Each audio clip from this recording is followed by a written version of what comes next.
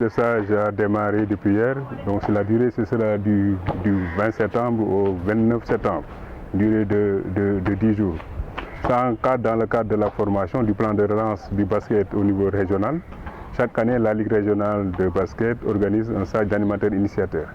Et cette année, il y a une particularité, les stagiaires ne viennent pas seulement de la région de Thiès, on a des stagiaires qui viennent de Louga, certains qui viennent de Dakar.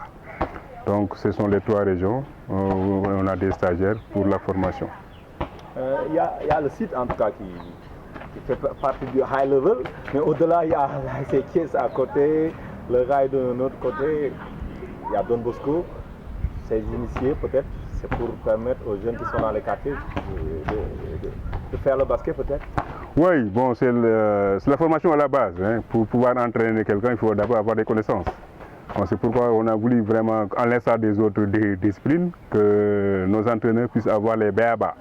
Ça c'est important. N'est pas entraîneur qui peut, n'est pas formateur aussi qui veut.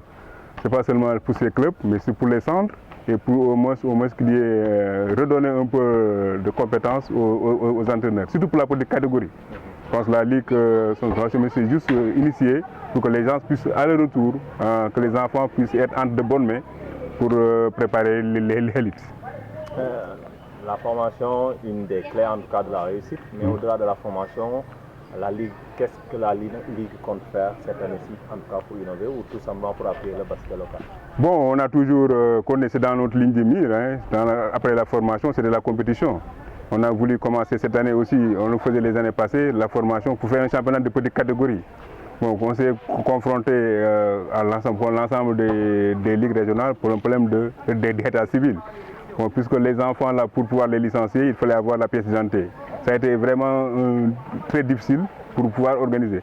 Bon, malgré ça, on a un peu commencé à faire un championnat en petite catégorie, mais avec les grandes vacances, vous savez que les formateurs là, en général sont mis par l'argent, ils sont pris par les centres de vacances. Donc le championnat est arrêté pour le moment. C'est à l'image aussi de ce qui se fait aussi au niveau national, au niveau aussi des équipes de la D2. On a arrêté le championnat, ça fait bientôt 2 mois. Parce qu'il fallait faire l'afro-basket, ensuite le championnat du monde. Ce que nous n'approuvons pas, hein, nous pensons que le basket doit continuer. Hein. Je pense que l'élite seulement, si l'élite joue, personne, il n'y a aucun joueur de D2 qui faisait partie des élections. Donc le championnat devait participer. En principe, on devait faire le tournoi de montée en août. On est déjà en septembre, on n'a pas encore terminé le championnat. Quand est-ce qu'on fera le championnat, je ne sais pas. Et maintenant, il y a les vacances scolaires qui se terminent. Et maintenant, les 2 saisons vont se chevaucher. On ne peut pas jouer d'octobre en octobre. Ça aussi, c'est un problème de planification. Et on a eu la chance cette fois-ci au niveau du stage de recevoir, je dis mon mentor, Ado Sano, qui est directeur technique national, qui a été mon formateur à l'ICEPS, qui est expert FIBA, qui a eu vraiment l'amabilité de venir participer à un stage. Je disais aux stagiaires, vous avez la chance d'avoir 3 experts FIBA pour un stage d'animateur initiateur. Bon, Ado, c'est un expert FIBA, moi qui vous parle aussi, je suis expert, et aussi Adama qui est expert. Quoi, ça c'est important. C'est pour montrer que les gens doivent avoir une bonne formation très solide.